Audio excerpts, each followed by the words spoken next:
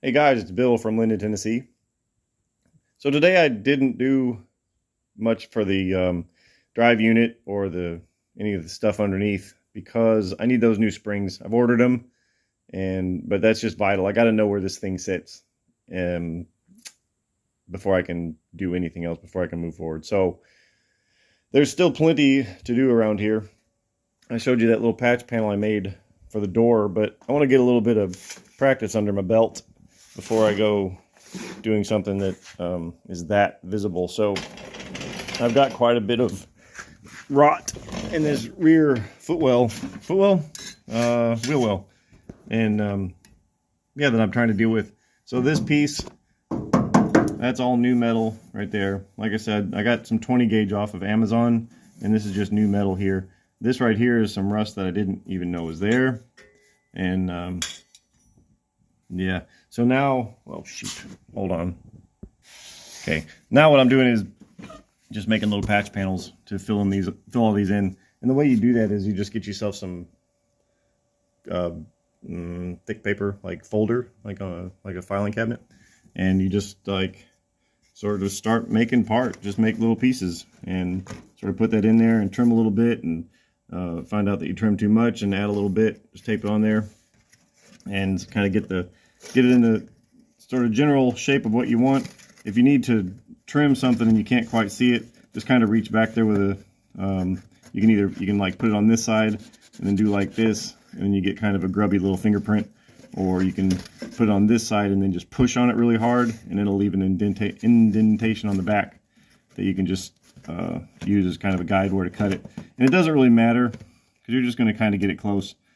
Once you've got it basically close, then you find your piece of metal, and then you transfer that shape onto your piece of metal, and then you go ahead and cut it out to this right here, and then you offer it up in here like this. Like I just finished cutting this, so it's not going to be anywhere near correct. But then you can, this corner, I can see that corner. I need to grind that corner down, so I'll just use an angle grinder and take care of that. This 90 that I bent using a little bitty bench mounted press brake that I bought forever ago. Never actually used it. Finally going to get to use it. But you can see how that little bend doesn't quite line up with that one right there. So I'll need to trim the top. You see what I'm saying? And the reason I've done this like this is going to end up going all the way down to the bottom, but it just got to be too complicated. There's just too many angles and stuff. And then that hole right there, I'm just going to cover with this panel here, and then I can go in from behind and weld it.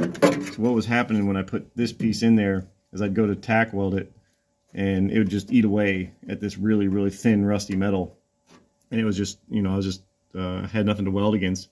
And there's even some more back here that is really annoying, but ultimately I don't think I'm going to do anything with it. It's just going to be that way.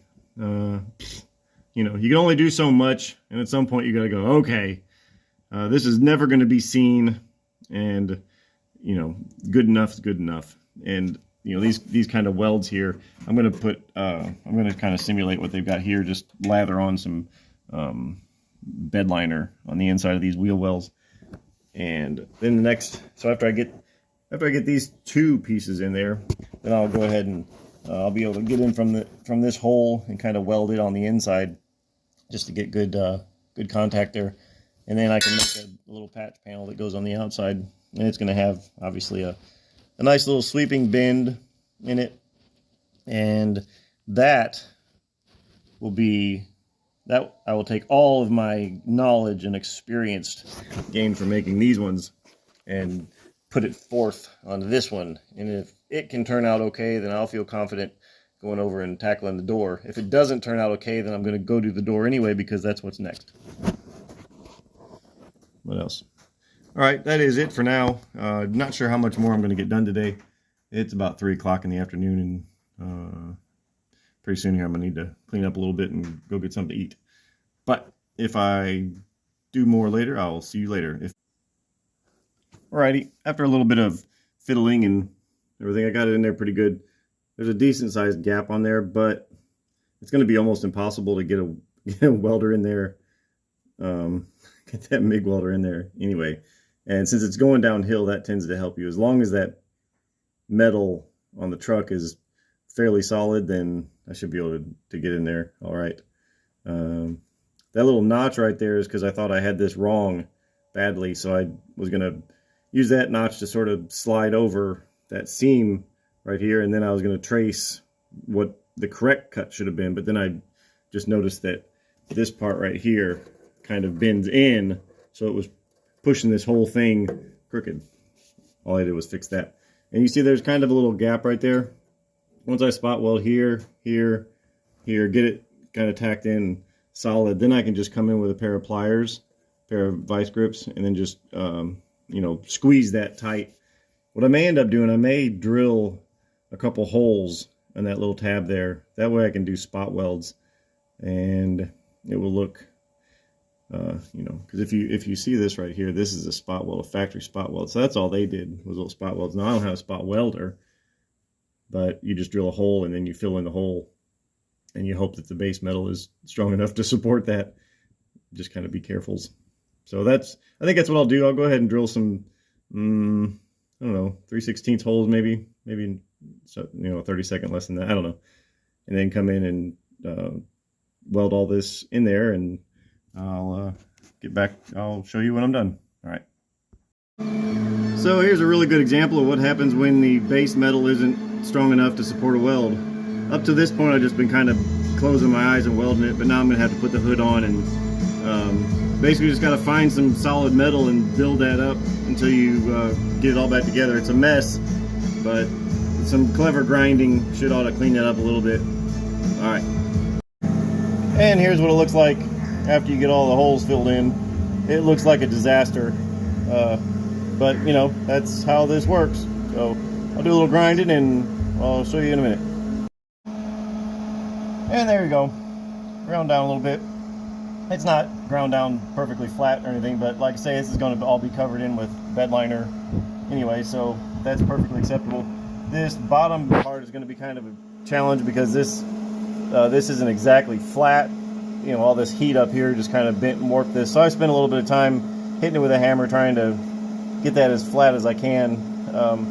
So I mean, what I can do is when I make the new piece and offer it up there, I'll get that part flat and then move down a little bit, weld on that one and move down, and then just progressively as I go, just make the seam good, make the seam flat, and then same situation, just grind it all down before I weld. And then like I was saying earlier, I'll come in behind on this one maybe, or maybe not, and weld it in from the back. May not be necessary, but that's it. That's the process. That's how that works. So I'll keep on going to this for a little while. Just so as not to leave you hanging, here is the finished product there. So that sucker is solid. I still have this to do. Not going to do it today. I'll do it probably this week sometime. One main difference when I do that than when I did this is going to be heat management. So with this, I just did a whole bunch of tack welds and just basically just did them all in a line. And this isn't flat or smooth or anything. It doesn't matter. This is like a mess down there, but again, it just doesn't matter. On this, it's going to kind of matter a little bit more. This part less so than the door panels, but I'm going to go ahead and try and do this well. So what'll happen with that is you're just like, you know, you do a tack weld here and then maybe one over there and one in the middle. You know, just kind of get it in position and then go do something else for a little while. Let it cool down completely and then do, you know, 3 or 4 more and go do something else, etc. And that should mitigate any heat expansion, warpage problems. This panel is not going to be as big of a deal because it's all rounded, and but it is going to be a big deal on the side door skins. And yeah, so okay. This time I am really leaving, and thank you for watching. We'll see you next time.